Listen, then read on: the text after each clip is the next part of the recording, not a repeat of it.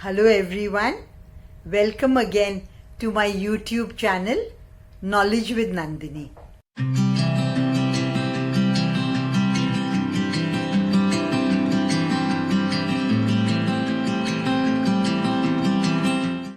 This is Nandini here obviously.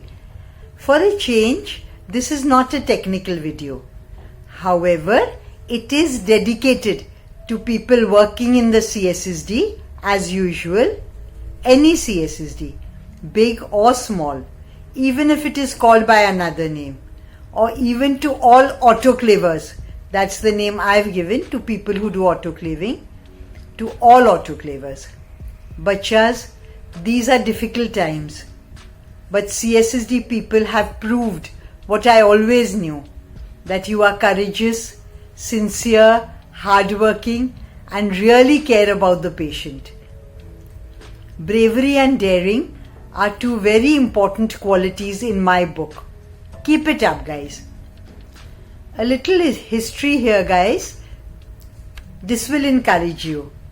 I had the fortune of working under Miss Nalini Gaitonde during my first job as a trainee in Jaslok Hospital, 43 years back.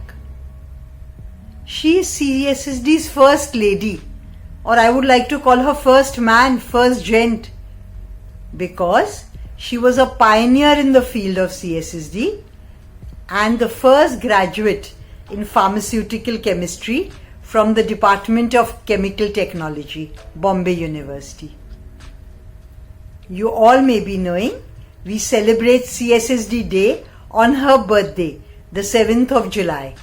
Even though I worked in the pharmacy section at the hospital, Madam always called me to show visitors around, to write checklists and to write SOPs and give lectures to nurses who were barely a couple of years younger than myself, though they were student nurses. And these were done at regular frequencies, as Jaslok was the only private hospital in Mumbai having a CSSD then. So this went on regularly. So though I worked in the pharmacy, I never denied doing any of these. Constant reading of books on CSSD, showing visitors around who asked 100 questions, and giving lectures even outside the hospital at a tender young age increased my knowledge tremendously. It inculcated in me a great love for teaching, a passion which is alive even today. Never refusing any task, specifically the writing of SOPs, creating of checklists, taught me everything about CSSD. Imagine 43 years back, Ms. Gaitonde had got the subject of CSSD placed in the nursing curriculum. Are we able to do anything for our field now? I think not. CSSD was an exalted and very respected department then. I cannot do 1/10 for my field, but I am really trying to now by way of these videos and other sharing of knowledge. We all have to work very hard to regain that status. Plus, we have to go much further. In my 20s, I joined the prestigious Hinduja Hospital as HOD of CSSD. I never let my age be a barrier in arguing for CSSD rights. I managed to get the department air-conditioned, got rid of reprocessing of gloves, and started using biological indicators and pre-cut dressing material for the first time in Bombay. I'm not telling you all this to show off. I would like you from a very young age to do something for our field, and that is why I'm repeating all this. I need to inspire you to demand from the management the just requirements of the CSSD. Rise, my friends, and march forward. Later, one of the multinationals, 3M India to be precise, dealing in CSSD consumables, I'm sure you've all heard of it, hired me to travel around the country delivering lectures. Instead of being fed up of the conditions of traveling, I thought I was the luckiest lady in the world because I fulfilled my two great passions at one time, teaching and traveling. And they paid me on top of that. Can anything be more fantastic? What I'm saying is, dear friends, it all depends on how you look at things. I really found myself blessed to be traveling and teaching. Looking at the positive side of every situation has served me well. These are not coincidences. Dedication, not hard work, but dedication, loyalty, and a positive outlook will take us a long way, my dear CSSD friends. We always need to keep the interests of our field of CSSD above our own. You know the saying, CSSD professionals are instrumental to patient care, with a pun on the word instruments. This saying originated in the US. So what kind of people would be happy to work here? It's no use to have unhappy people, as they make themselves as well as the institute suffer. Since the work of CSSD is fast-paced and critical to patient outcomes, personnel should be highly intelligent, caring, adaptable and responsible. They should have a positive attitude. I can't stress this enough. A powerful conscience and love their work. For a CSSD technician's post, a science graduate or a graduate of microbiology would be ideal.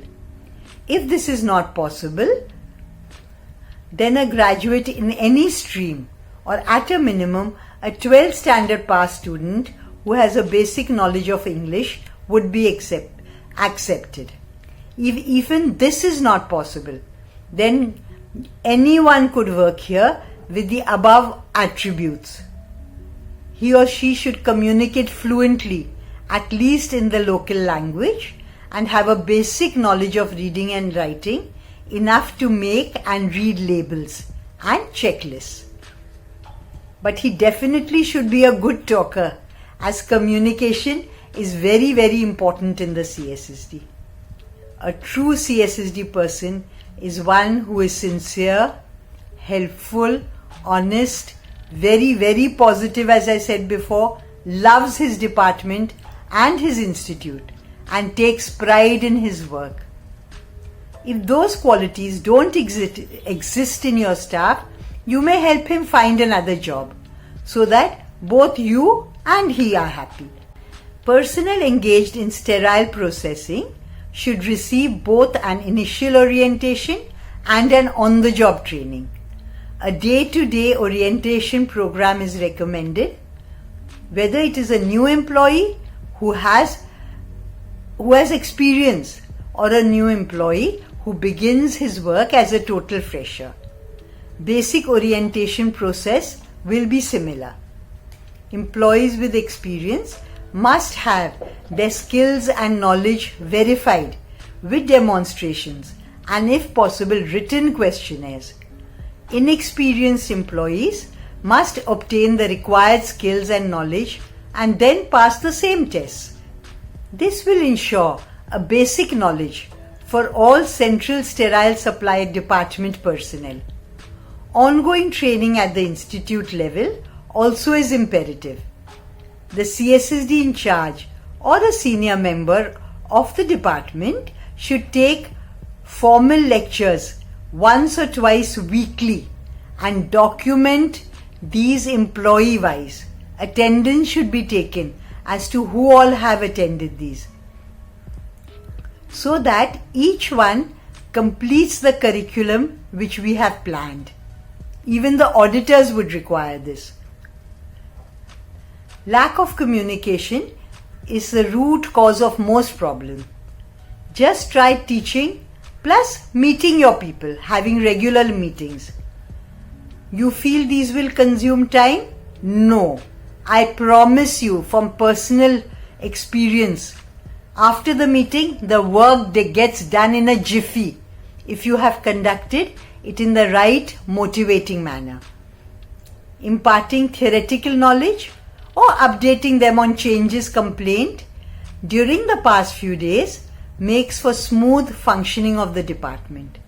Addressing simple feedback given by the user avoids big problems later and bigger complaints to high authorities. We hear about corruption in business, politics, and other fields. Obviously, we should not do anything that is against the law or against our conscience. We should not do anything to hurt the patient, the institute, or the department. It is called always doing the right thing or professional ethics. Conversely, if you are asked to do something by your seniors which you find wrong, please speak up. If you don't, then I would call you unethical or dishonest. Please don't tell me your job is at stake. It doesn't matter. You have to do the right thing. Even on the orders of your seniors, please do not do anything you find wrong. I think that's enough for now. I'm planning to hold a series of seminars and webinars and certificate programs for hospitals. Kindly get in touch with me if you need any of these or your hospital would like any of these. I end by wishing you all a successful and honest career in the CSSD and lots and lots and lots of love. Bye now.